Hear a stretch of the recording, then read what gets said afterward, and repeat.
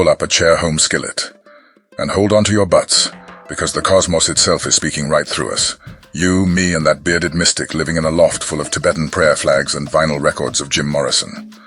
Look, when the ancients blabbered about the 12 powers, zodiacs, tribes, or apostles, they weren't just waxing poetic.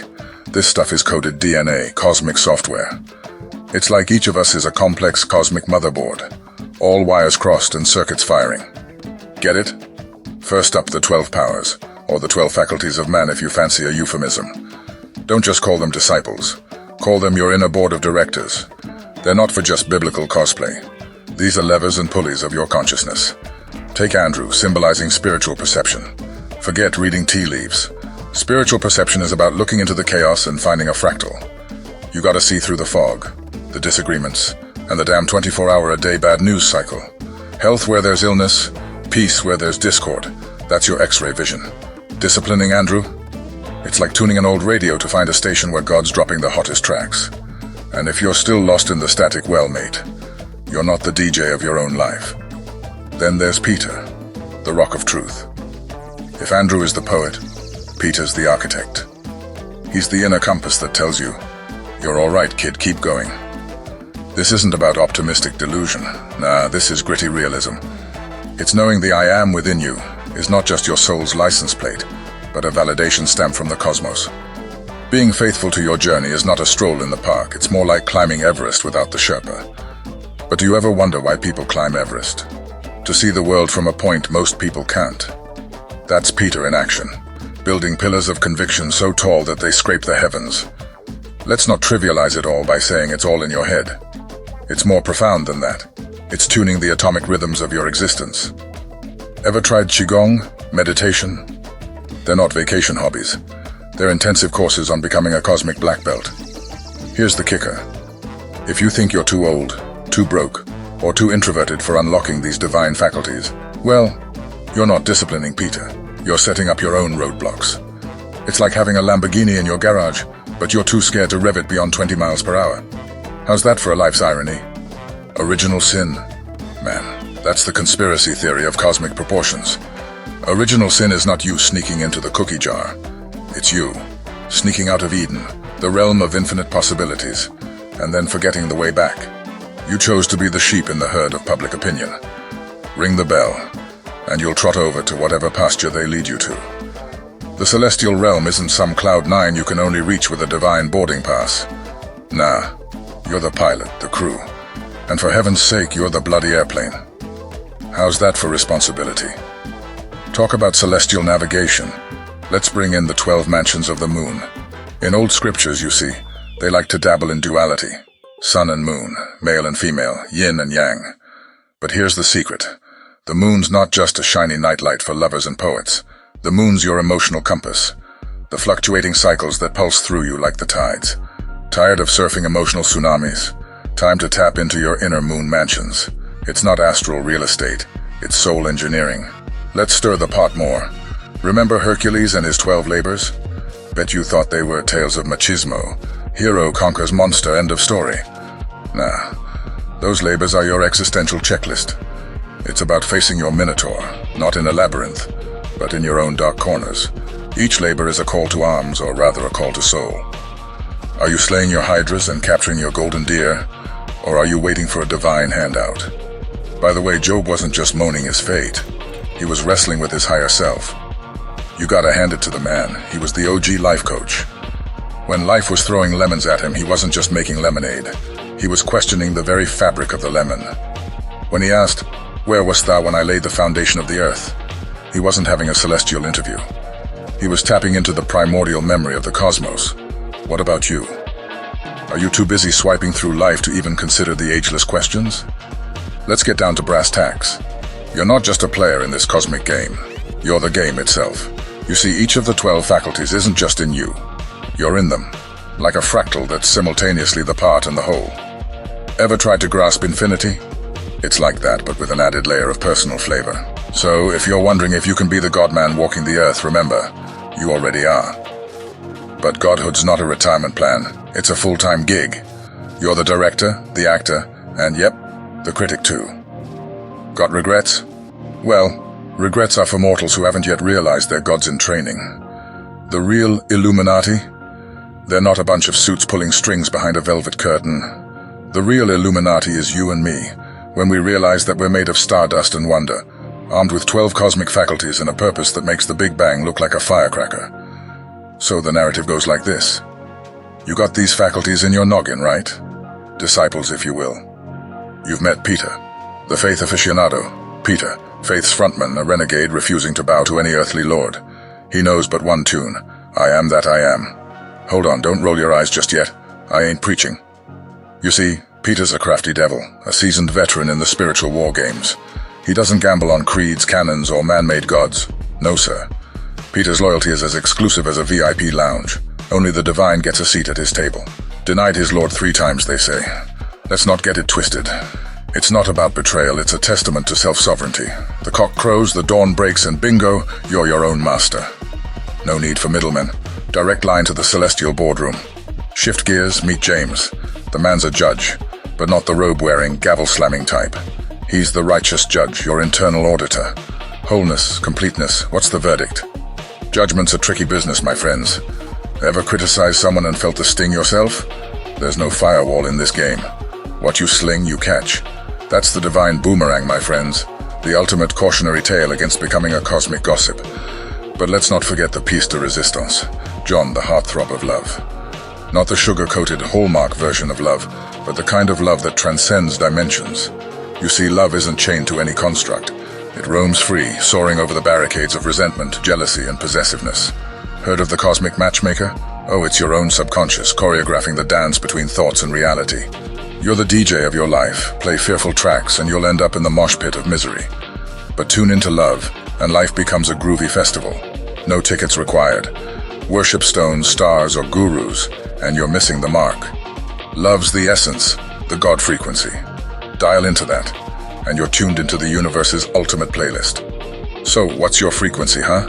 Still tuned into the daily drama, the soap opera of life's trivialities? Forgive, love, and keep the faith. There's no VIP access to this trinity. It's a first-come, first-served gig. It's the ancient wisdom spun into the modern tapestry, and it's right there. In you, in me, and in the guy snoring in the back. Let's not wake him. Some find their wisdom in dreams. But let's chew the fat about Peter, James, and John, shall we? Peter, he's the rock. Not a rock that you stumble upon, but the cornerstone of your inner temple. Talks about faith like he's married to it.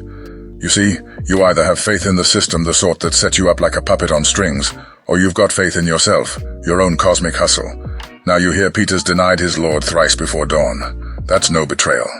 That's a declaration of cosmic independence. No kings, no masters, just you and your inner God. It's the ultimate DIY project, man. Building your own universe. James, now, he's the guy in the courtroom of your mind, banging the gavel. Judgment Day is every day in the theater of consciousness. James has got that robe and diadem, a righteous judge, you see. The robe isn't made of wool. It's spun from your convictions. Think ill of someone else? Well, don't be shocked if you wake up wearing a crown of thorns. The universe is a boomerang, baby, and what you toss in the cosmic winds comes back to kiss or slap you, and John, the love guru. Not the sappy love you find in rom-coms, but the unbounded cosmic affinity. You've got to love like you're the source, without measures and scales. Love's not a marketplace, it's an open field, an infinite playground. Toss jealousy and possessiveness into the wind. They're just smog in the atmosphere of affection. When you look into the eyes of another, see God wearing a mask. Your mask, their mask, doesn't matter. Love, man, it's the only game where everyone wins. Are you worried about the future?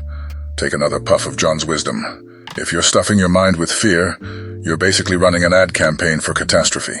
Gotta switch the channel, reframe the story, edit the script. Now listen, whether it's Peter's faith, James's judgment, or John's love, they're all in-house roommates in the grand hotel of your psyche. They're like life's Swiss Army knife. Sure, they've got their quirks, but man, if you get them working in sync, there's your ticket to nirvana or your own slice of the promised land. Discipline these lads and they become your apostles. Let them run wild, and you're marching behind your own parade of follies. So the question isn't what they can do for you. It's what version of the universe you're willing to build with them. You see, my friend, love. Now there's a word more slippery than an eel in a vat of olive oil. But don't get it twisted. I'm not talking about the Hallmark cards and rom-coms where the girl always, inevitably runs through an airport. I'm diving into the deep end of love, the kind that ties the fabric of reality into sweet, sensuous knots. Heed me. We are all wizards in a grand cosmic play, and love is our magic wand. Think of it. What's the driving force behind Einstein cuddling equations or Edison whispering sweet nothings to electricity? It's not just gray matter, it's the heart matter, the love juice, if you will. But boy oh boy, love comes with its own set of house rules. You can't love the universe and flip off your neighbor for parking an inch over your driveway. That's like saying you're a vegetarian between bites of a steak. Yes, love is not a part-time gig. It's a full-time, hardcore, to-the-bone commitment. And don't give me that look. You don't need to invite your enemy over for tea and crumpets. No siree. Just wish him well like you'd wish upon a star. Because when you bless another soul, you're not just playing Santa Claus. You're upgrading your own life script, editing it live in real time. You become the director of a movie where everyone wins an Oscar. Now I can see you itching to interrupt, perhaps to offer some anecdote about a recent heartbreak or an unfair boss. But let me tell you, that's the trap. Getting thrown off the horse of your own intent. Yes, life's a rodeo, but you've got to ride it out, no matter how bumpy or terrifying. You get thrown, you dust off, you hop back on. None of this lamenting or woe is me. Nonsense. You think Edison stopped at 1,000 failed attempts? Hell no. He picked himself up, laughed, and told the world, "I've found 1,000 ways that won't work." That's not optimism. That's alchemy. Transforming base emotions into golden resolve. Imagine for a moment being a trainer of wild beasts, perhaps tigers. Fierce, majestic, and terrifying. Yet with a calculated glance and some inner focus, those savage beasts become as docile as house cats. What's the magic word? Discipline. That's right. Discipline married to love is like a cocktail so potent it could wake the dead and make them dance the cha-cha. When you master this dance of love and discipline, the universe, my friend, becomes your playground. Every idea, every aspiration, every damn thing you reach out for becomes not just possible, but inevitable. You're not just riding the horse anymore. You become the rodeo, the crowd, the sky above, and the earth below, all in glorious synchrony. So you're entangled in this cosmic spaghetti of life, love, and God knows what else. Thinking the universe or the chap next door owes you something. A slap of reality for you, they don't. Let's talk about love, the one emotion you think you've got a monopoly on. You're saying you got wronged? Cheated even? Alright, time to shatter that glass house you're living in. Let's assume your so-called enemy is doing well. Living the high life, blessed by the almighty Wi-Fi in the sky. Well, buddy, be happy for him. Yeah, you heard me. Spit out that venom and instead, let the milk of human kindness flow. This love business ain't a one-way ticket, it's a boomerang, my friend. You throw out goodwill, it comes back to you, dressed as peace. You throw out bile. Well, don't be surprised if life starts to taste sour. You see, your mind's a cosmic jukebox. You pick the tune, and it plays back in the form of your life. So you say you don't have to invite the man you hate for a beer? Correctamundo. No need to share nachos with him while watching the game. But wishing him peace, joy, and a life less ordinary, that's not just generosity. That's a cosmic investment, high yield and tax-free. You're not convinced, eh? Think it's too selfish to love someone because it benefits you. Well, old Einstein was a selfish man then. He fell head over heels, not for a person, but for the cold, calculated principles of mathematics. And look what he got in return. The secrets of the universe laid bare. Alright, let's talk discipline. You say you love your kids? Well, love ain't just cuddles and bedtime stories, you know. It's the iron hand in a velvet glove. That's right. If you want those rascals to live by the golden rule, you've got to set an example. You're the conductor of this domestic symphony, pal. Swing that baton wisely. Don't tell me love and wisdom are two separate provinces. They're like gin and tonic, a classic duo that make the sum greater than the parts. If you can't be wise in love, you're just acting. And bad acting deserves rotten tomatoes. Now let's get metaphysical for a moment. You're the jockey, life's the horse, and love's the whip and the carrot. Sounds cruel? It's not. You've got to know when to tighten the reins and when to let go. It's a dance, mate. A fine-tuned tango between man and beast, between the conscious and the subconscious. You think a lion tamer gets into the cage thinking he's lunch? No way. He steps in there knowing he's the master of his domain. That's right, your mind, it's a circus, and you're the ringleader. Doubts, fears, they're all lions and tigers in your mental arena. But you're the one cracking the whip. Perseverance, the unsung hero in the grand opera of life. You think Edison found 1,000 ways not to make a bulb? N, he found 1,000 steps to a lit room. You've got a dream? Cling to it like a barnacle on a ship's hull. Don't let the waves of other people's negativity wash you away. You get thrown off the horse. Get back on before your ass hits the ground. No time for self-pity parties here. If you start thinking you're too old, too tired, or too whatever, then you've already lost. You hear me? You've lost the game before the whistle's even blown. So, when life throws you off your planned trip to Italy or whatever else you've dreamt of, just remember, don't let the bozos grind you down. Keep riding, pal, all the way to your own private Jerusalem, wherever or whatever that may be.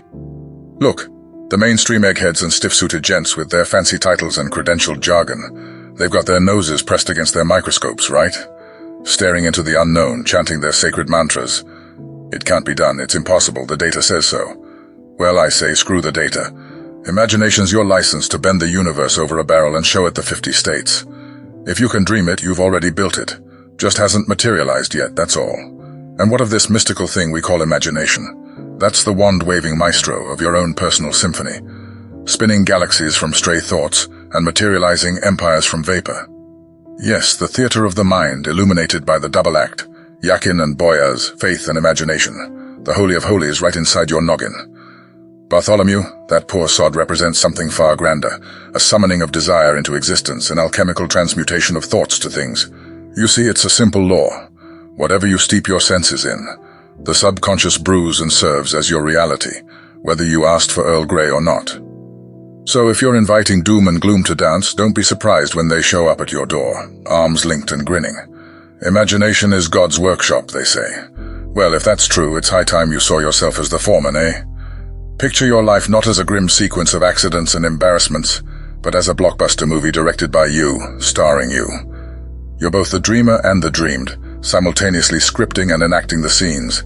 Take that hypothetical singer, belting her soul out to a standing ovation. She's already seen it 1,000 times. Every applause, every tear in the eye of a moved listener. It's not fantasy, it's prophecy. She's already aligned her stars, just waiting for the universe to catch up. And what about your boy, the apple of your eye off at school? Do you see doom and gloom hovering over him? Hell no. You know he's cushioned by divine providence. Don't forecast storms when you can imagine rainbows. Imagine the partner, the spouse, the bedrock, coming home with that look, the glint that screams success and whispers sweet nothings in that voice you'd know amidst a choir of angels. Picture that. Let it steep in the ethers of your soul, and by God it shall be. Thomas, the name itself breathes skepticism. The man of double vision sees both the devil and the deep blue sea, never sure which way to leap. But even Thomas got schooled, didn't he? Poked his doubting fingers into the flesh of miracles. Yes, touch that vibrant pulse within you, the pulse of God. It's not theology, it's alchemy, baby. So there you have it. A treasure map to navigate the fathomless caverns of your untapped potential. Whether you're dodging flu bullets or chasing immortality, remember, you're the cartographer of your reality. Tune out the static, the doubters and the naysayers. Turn on, tune in. There's no business like soul business. And folks, business is booming. And don't be afraid of ad-libbing. The universe thrives on spontaneity. After all, God didn't sit around drafting blueprints for eons. He spoke and there was light. Voila! The first ever premiere, millennia before Broadway even existed. You see, the crux of it all lies in understanding. Oh, not the sort they teach in stuffy lecture halls, scribbling archaic equations on dusty chalkboards. No, this is the primal gut-wrenching understanding that life is not happening to you. It's responding to you. And how does it hear your voice? Through the songs you sing in your mind, through the scenes you enact on the stage of your imagination. If you've ever found yourself aimlessly tossing pennies into the wishing well of life, understand this. Wishes are but whispers in the void unless powered by the rocket fuel of imagination and faith. Stop begging and start declaring. Send the universe a demand note, not a prayer of desperation. You're not Oliver Twist, and this isn't a Dickensian drummer. Do you worry about your children when they venture out into the tempest of the world? That's your cue to craft a narrative for them too. Imbue them with invincibility, knight them with confidence. Crown them with achievement in the theater of your mind. That way they don't just inherit your DNA, they inherit your divinity. What's genetics if not God's shorthand for potential? Unlock it, decode it, make it dance to your tune. And let's chat about relationships, shall we?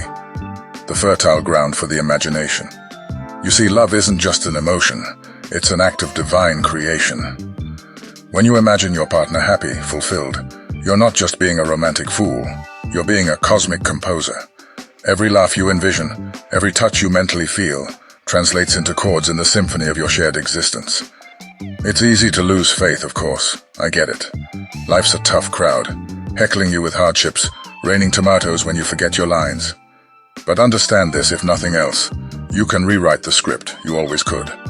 The pen's been in your hand the whole time. It never left. You see, the common thread running through the labyrinthine tapestry of life is you. The narrator, the protagonist, the audience, and yes, the critic too. So why not give yourself a standing ovation once in a while? And if you trip over your lines, improvise. The best moments often come unscripted. So the eternal stage is set, my friends, and it's not some dingy, forgotten theater in a decrepit part of town. It's in the lavish auditorium of your mind, upholstered with the velvet of your aspirations and lit by the chandeliers of your inspiration. The world's a stage, but the play is unrehearsed. So, let your imagination run wild, run free. After all, who's going to stop you? The stagehands of society, the critics of convention? No, it's your show. This world we're playing in, it's like a cosmic joke. A divine comedy, a celestial theater. But who the hell is holding the script? God. That eternal riddle. The divine comedian wearing you and me like Gucci in a parallel universe. Imagine being so plugged in, so intertwined with the fabric of existence, that even pandemics seem like whispers. Whispers you don't bother listening to. Because, well, you're humming on a frequency so far out, it's a harmonic masterpiece only you can hear. Matthew, the gift of Jehovah, they say. Desire. That itch you can't shake off, the craving that buzzes in your head at 3 a.m. You want a sandwich? That's God speaking Italian in your gut. You're sick and you want to get better? That's God playing doctor. You get my drift? Your desires aren't just distractions. They're celestial text messages. And your higher self, that cosmic cowboy riding through the neurons of your mind, says, "Hey buddy, saddle up, we got work to do." And then what? You cultivate that desire like you're crafting an Oscar-winning screenplay. You don't just sit on it, you dissect it, put it under a microscope, maybe sing to it like a lovelorn poet. But don't, I repeat. Don't go around gossiping about your deepest yearnings as if they're celebrity tabloid fodder. This is high-level stuff. It's a dialogue between you and the big boss upstairs. The cosmic intercom is always on, but the channel is private. Got it? And when you've given it all you've got, when your desire is imbued with the veracity of a Shakespearean soliloquy, you relinquish control. You let it dissolve into the subconscious where, my friend, it undergoes a transformation so radical. It's the nirvana of desire. It turns into reality. Don't give me that look. I'm not spewing mumbo-jumbo. This is the real deal. It's as solid as the bricks on Wall Street, as tangible as the keys on a grand piano.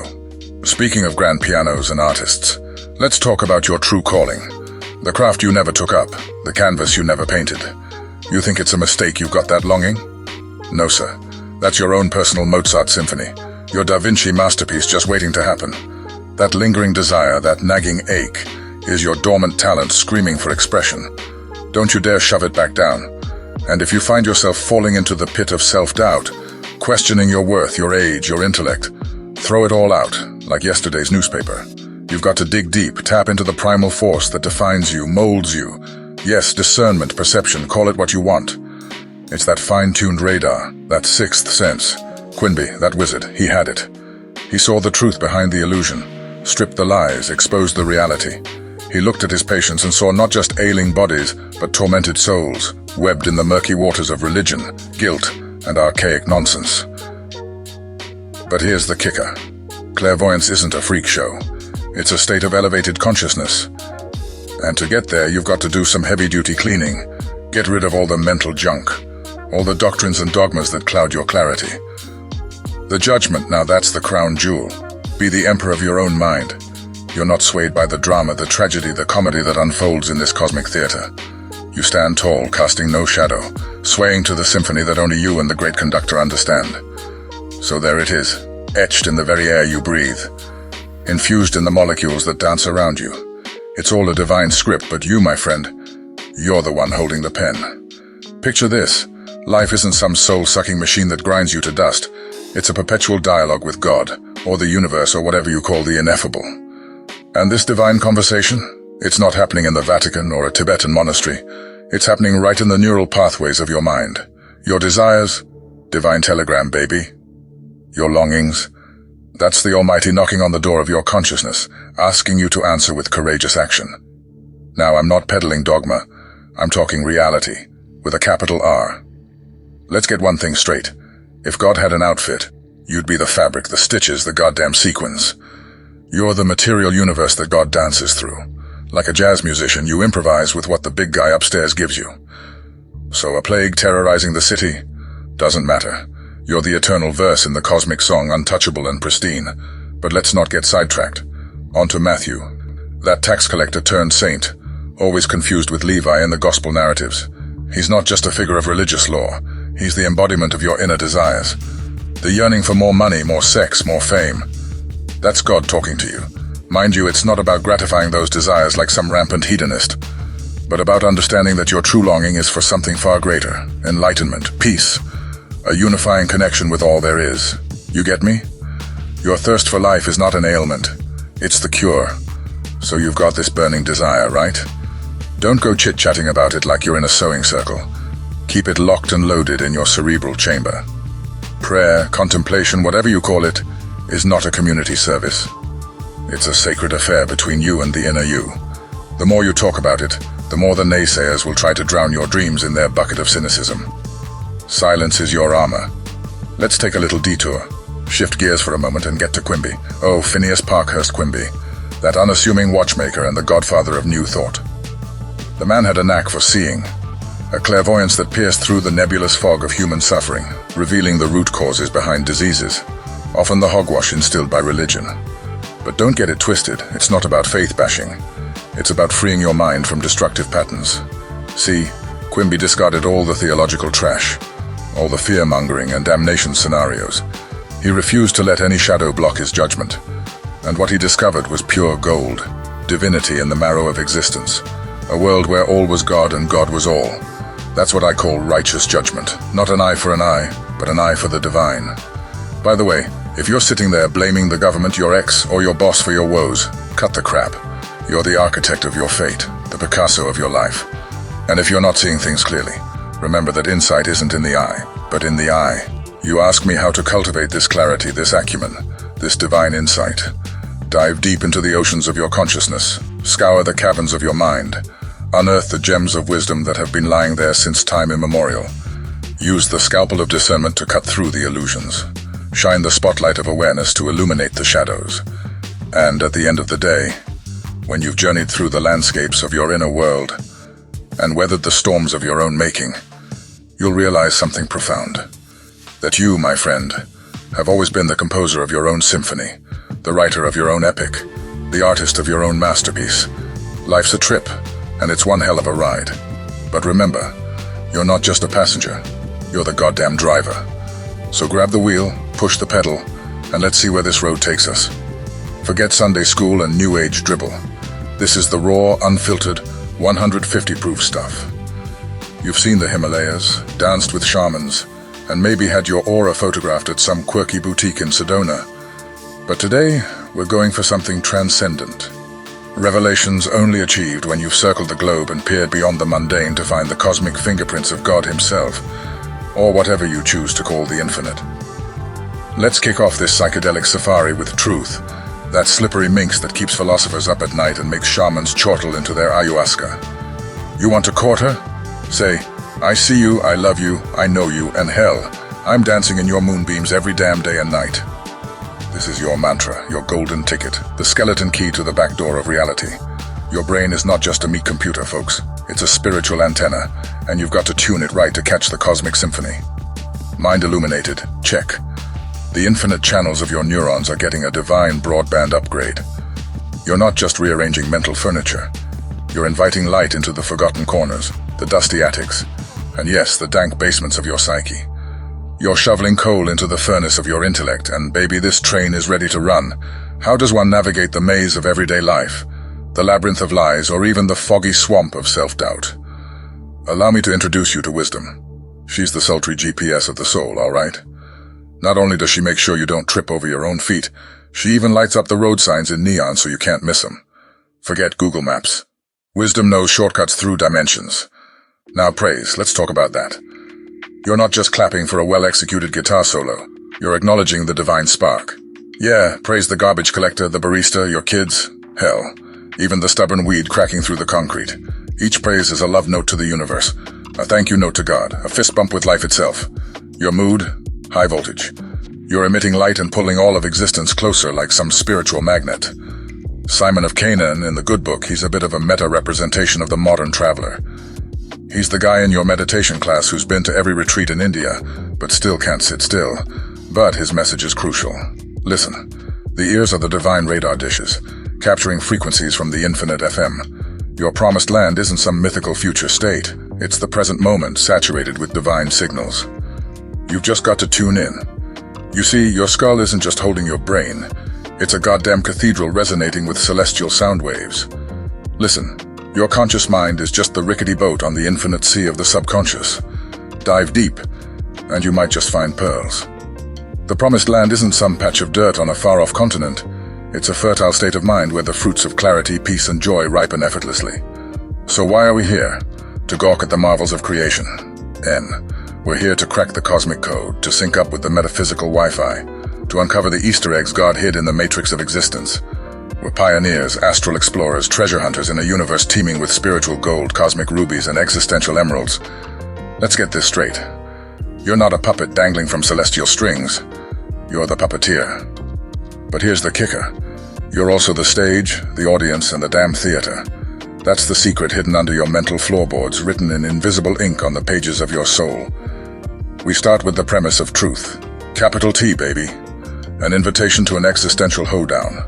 A romp through your neural synapses that gleam like a city skyline if you just look close enough. You don't just find truth, no, you court it, wine and dine it, and dance with it until it can't help but reveal itself to you, naked and unashamed. But don't forget, this waltz is a 24-hour, all-day, all-night, never-ending affair. Which means it never sleeps, and neither should you.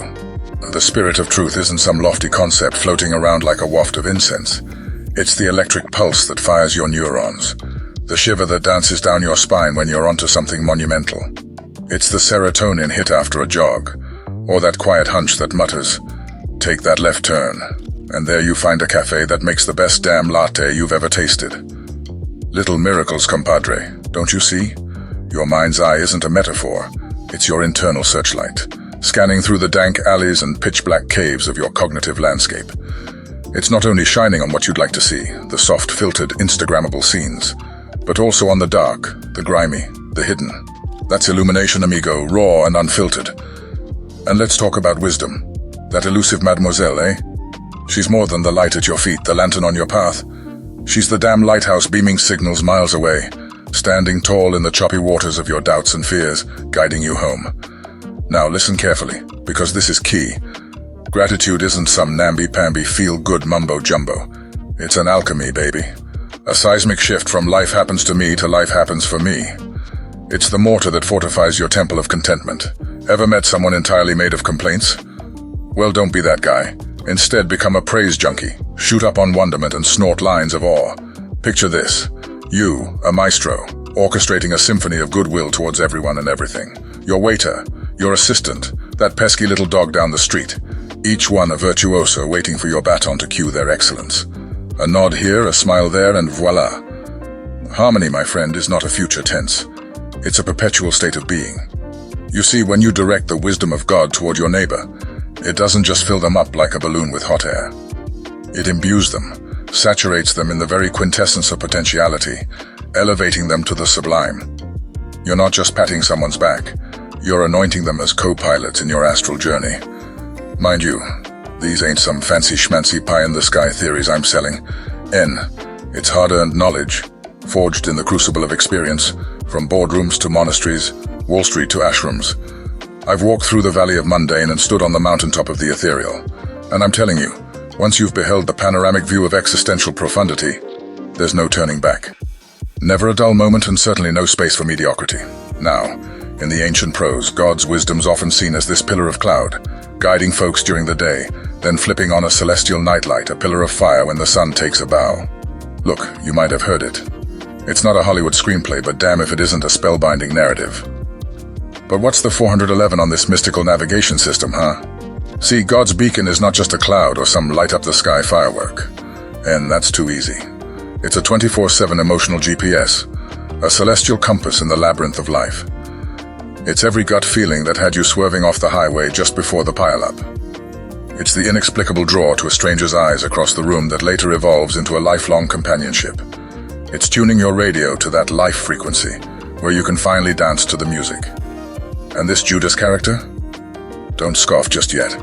Judas is your trusty backpack full of bricks you've been carrying since birth. Limitations, you know? I can'ts, and I shouldn'ts, and it's impossibles. Heavier than a blue whale's heart. But oh, how you need those bricks. See, they're your chisels and hammers. They sculpt you. Each weight of limitation is another brushstroke on your masterpiece, another stanza in your soul's poem. Facing problems? Well, what's a hero without a dragon? Or a maestro without a tricky piece? That's Judas at work, the devil in the details, forcing you to flex your divine muscles, stretch your cosmic skin, tap into the God power within. When you start discarding bricks, when you discipline this Judas fella by dancing to your own God-tuned radio, the universe salutes you. You glorify God through your own transformative journey, like a Sufi spinning into ecstasy or a monk levitating in sheer bliss. No kidding. Yeah, sure, you're gonna cross paths with folks wallowing in their own theological puddles saying, "You're not one of us, you don't get it." Balderdash.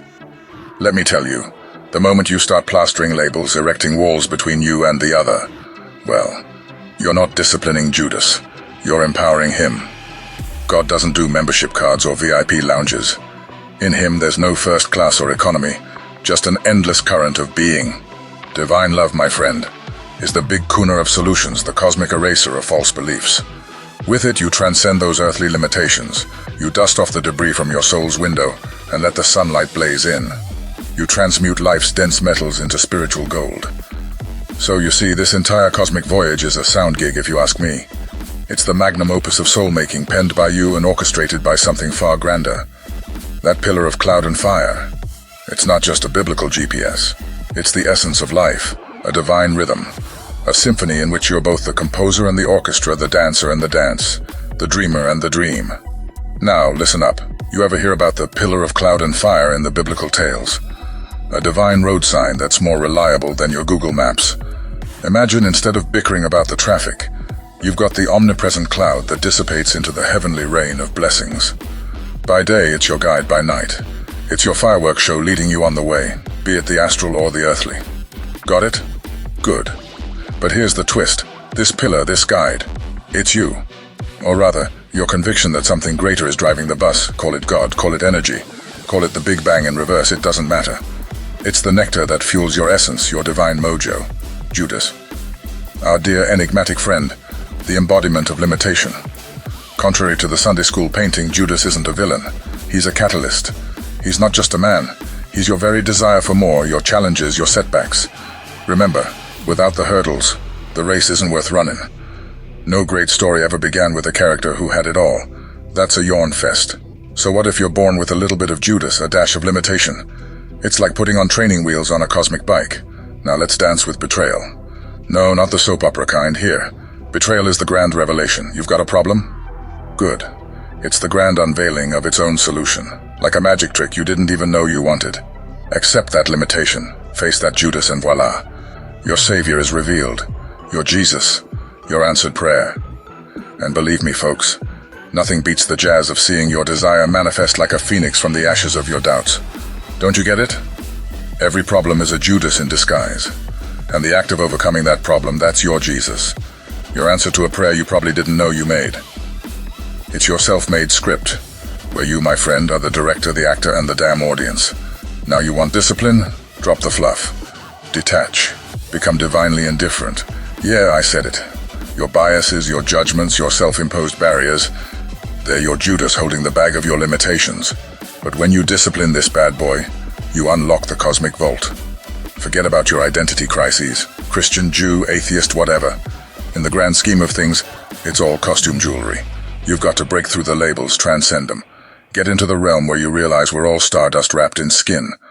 Love, ladies and gentlemen, is the cosmic glue, the universal currency. So in a nutshell, your life's work is to glorify the divine energy that set this cosmic wheel spinning. No half measures, no cutting corners. Dive in, swim through your limitations, and emerge as the pure, unfettered force that you were born to be. And right now, it's about time for you to raise the curtain on the grand stage of your life. You're armed with everything you need. Limitation as your catalyst, conviction as your guide, and love as your eternal backdrop. There's no script, just an ever-unfolding improv where you get to call the shots. What are you waiting for? Take the mic, cue the spotlight, and let the world see what you're made of. Your story isn't just a one-man show. It's a universal symphony where every note you play reverberates through eternity. You, my friend, are both the magic and the magician. So go Ed, cast your spell and witness the wonder it brings. The end. Or should I say the beginning? After all, in this cosmic narrative, every end is but the prelude to a new electrifying chapter. Ladies and gentlemen, make some noise. The show has just begun. And trust me, it's going to be legendary.